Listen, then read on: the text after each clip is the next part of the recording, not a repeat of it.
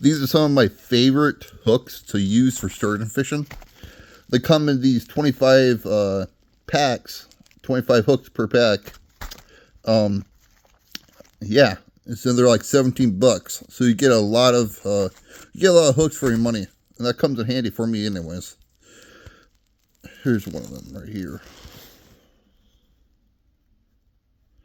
Yeah.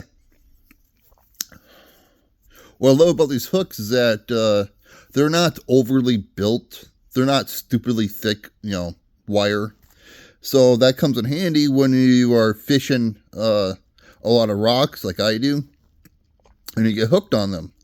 And of course, you try to get it on snag conventionally, and if it just doesn't want to come out, then you have to reef on it. And what I do is I take my line, wrap a stick or a wooden towel around my line, and I pull. And usually what happens is that these hooks will bend and they'll come free. Yeah, so that's great. They won't bend on a fish. I have hooked into 60-inch fish, and I have yet to have one even come close to bending. So yeah, they're perfectly fine for fish. They're not going to bend on you or anything like that. But I run a 100-pound braid, so it takes a lot to break that line. So usually the hook is the first thing to go. Yeah, back when I ran 50-pound braid, the braid would actually snap before the hook came loose, and I would lose my leader and everything. So if I can just sacrifice a hook versus losing my sinker, my leader, and everything else, I'm perfectly fine with that. That's fine by me. They're like 30 cents a piece, and lead is like $1 a piece. So rather lose the hook than you lose the lead. That's all I can say to that.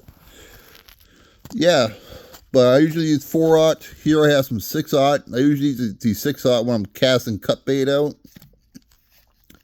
But yeah, I don't use cut bait all that often, so I really don't use 6/0 that much. So yeah. But yeah, you can find these on Amazon relatively easily. Just type in Gamakatsu bait holders. They should pop right up. There's the UPC code if you want that. So yeah, they're great hooks for the money. I love them. You really can't go wrong.